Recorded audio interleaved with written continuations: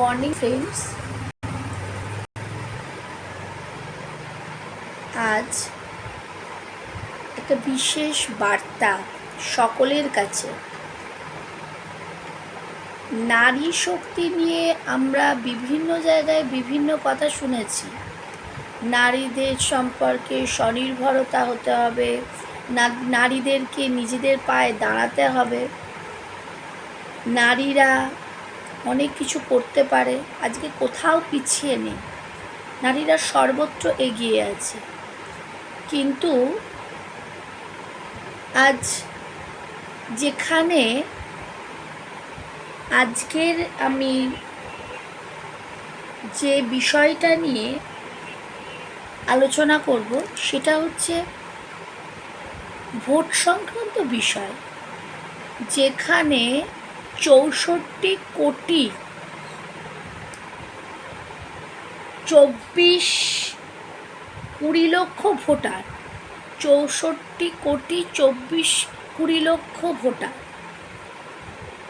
সেই ভোট দিয়েছে।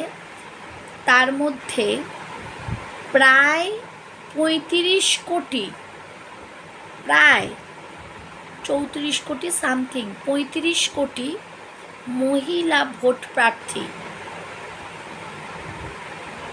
তারা ভোট দিয়েছে। যেখানেই ভোট দিক, তাদের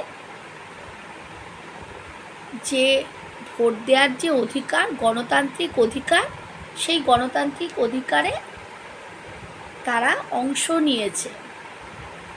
সেখানে দাঁড়িয়ে 64 কোটি যে মানুষ ভোটদান করেছিল, তার মধ্যে যদি 35 কোটি নারী হয়, তাহলে প্রত্যেকটা জায়গায় নারী শক্তিকে এগিয়ে নিয়ে যাওয়ার জন্য সরকার পক্ষ, বিরোধী পক্ষ কি করছে?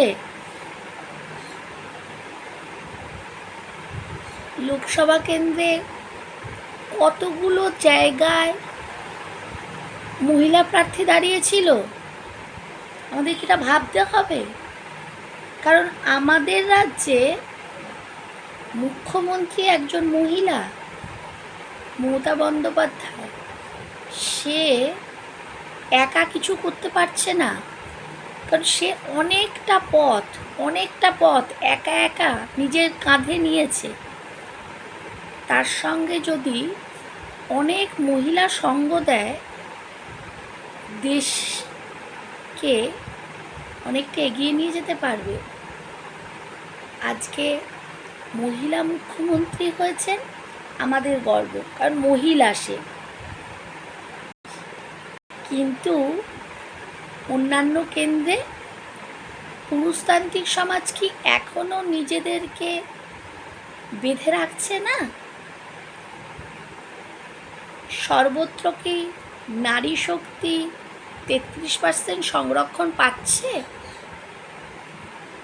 নাকি পুরুষদের কথা শুনে তাদেরকে চলতে হচ্ছে? এদিকটায় একটু ভাবুন আপনারা, আপনাদের মতামত আমাকে জানাবেন। আমার এইটুকু মনে হয়েছে, সকাল সকাল আমার মনে হলো, তাই আপনাদেরকে এই বার্তা দিলাম। গণতান্ত্রিক অধিকার সকলে, সেখানে নারী শক্তিকে এগিয়ে নিয়ে যেতে হবে। ভবিষ্যৎ প্রজন্মের মধ্যে নারীকে অগ্রাধিকার দিতেই হবে। আজ এইটুকুই সকাল সকাল দিলাম আপনাদেরকে। নমস্কার।